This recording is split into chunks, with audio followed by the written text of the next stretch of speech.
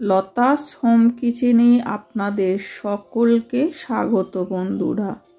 আজকের রেসিপি চিংড়ি দিয়ে শিম ভর্তা। আর এই শীতকালে শিমের ভর্তা খেতে দারুণ লাগে। এই দিয়ে এক থালা ভাত খাওয়া হয়ে যাবে, আর কোনো পদই লাগবে না, আঙুল চেটে খাবেন। তাহলে রেসিপিটা শুরু করা যাক। আমি এখানে 300 শিম নিয়েছি। শিমের যে দেখুন সুতোর মতো অংশটা আছে, সেই অংশটা কেটে বাদ দিয়ে দিতে হবে, তা না হলে ভর্তা খেতে ভালো লাগবে না। এবার শিমটা কেটে দুখানা করে নেব। দেখে নেব শিমটা ভালো আছে কিনা, বা ভেতরে অনেক সময় পোকা থাকে, সেটা দেখে নেব। এইভাবে সমস্ত শিম আমি কেটে নেব। আর বন্ধুরা, আপনাদের পুরো রেসিপিটা দেখার অনুরোধ রইল। আর কেটে কেটে একদম দেখবেন না বন্ধু, পুরো রেসিপিটা দেখার অনুরোধ রইল। এবার আমি শিমগুলো সব কেটে নিয়েছি, নিয়ে ভালো করে ধুয়ে নিয়েছি। নেয়ার পর এবার কড়াই জল দিয়ে শিমগুলো আমি সিদ্ধ করে নেব। বেশি জল দেব না, অল্প জল দেব, যাতে শিমটাও সিদ্ধ হয়ে যায় আর জলটাও শুকিয়ে যায়। শিমগুলো এবার জলের সাথে ভালো করে মিশিয়ে দেব। মিশিয়ে দেওয়ার পর আমি একটা টমেটো দেব। টমেটোটা দিলে কি হবে, ভর্তার স্বাদটা আরও দ্বিগুণ বেড়ে যাবে। এরপর দেব 1 চামচ নুন, আর ঢাকা চাপা দিয়ে 4 থেকে 5 মিনিট আমি সিদ্ধ করে নেব। দেখুন 4-5 মিনিট পর ঢাকনাটা খুলে একটু উল্টে পাল্টে দিচ্ছি। দিয়ে এবার জলটা শুকিয়ে গেলে তারপরে তুলে নেব। টমেটোটা সিদ্ধ হয়ে গেছে, আমি তুলে নিয়েছি।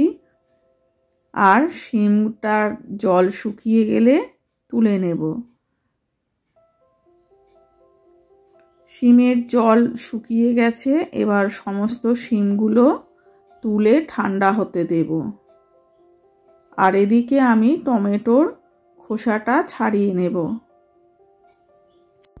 এরপর কড়াটা ভালো করে পরিষ্কার করে নিয়ে আবার গ্যাসের ওপর বসিয়ে, আর এই ভর্তাটা আমি সর্ষের তেলে করব, কারণ ভর্তা সর্ষের তেলে করলেই টেস্টি হয়। এরপর 1/2 চামচ কালো জিরে আর 4টে শুকনো লঙ্কা দিয়ে দিলাম। এবার মিক্সিতে আমি দিয়ে দিলাম, মিক্সির জারের মধ্যে 4টে কাঁচা লঙ্কা, সিদ্ধ করা টমেটোটা আর সিদ্ধ করা শিমগুলো দিয়ে ভালো করে মিক্সিতে পেস্ট করে নেব। পেস্ট করার পর এদিকে কড়ায় কালো জিরে আর শুকনো লঙ্কাটা ভালো করে ভেজে নেব। আর 6 থেকে 7 কোয়া রসুন আমি থেতো করে দিয়ে দিয়েছি। আর 2টো বড় বড় পেঁয়াজ কুচি দিয়ে দিলাম। দিয়ে ভালো করে লাল করে ভেজে নেব। রসুন আর পেঁয়াজটা ভালো করে লাল করে ভাজার পর ভেজে রাখা 2টো শুকনো লঙ্কা আমি তুলে রাখবো, পরে ব্যবহার করব।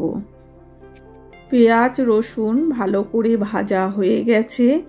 এবার আমি 200 গ্রাম চিংড়ি মাছ খোসা ছাড়িয়ে ভালো করে ধুয়ে নুন হলুদ মাখিয়ে রেখেছিলাম, সেই চিংড়ি মাছটা পেঁয়াজের ওপর দিয়ে একটু লাল করে ভেজে নেব।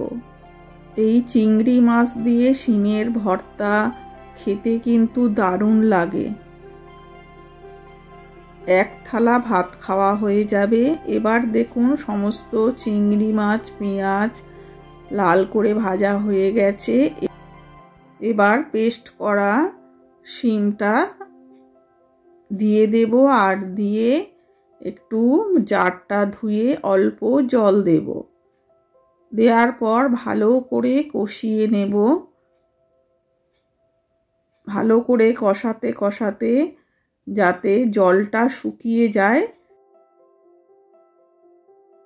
আর এর মধ্যে দিয়ে দেব হাফ চামচেরও কম হলুদ গুঁড়ো, আর নুন একদম অল্প দেব, কারণ শিম সিদ্ধ হওয়ার সময় নুন দিয়েছিলাম। আর 2-4টে চিনি দেব। চিনিটা না চাইলে আপনারা দেবেন না, কিন্তু দিলে খেতে খুব সুন্দর হয় আর নুন চিনির ব্যালেন্সটা ঠিকঠাক হয়।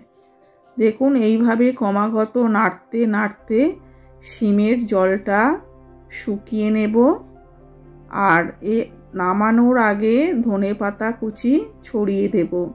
এই শীতকালে ধনেপাতা যে কোনো ভর্তাতে দিলে তার টেস্টটা আরও সুন্দর হয়।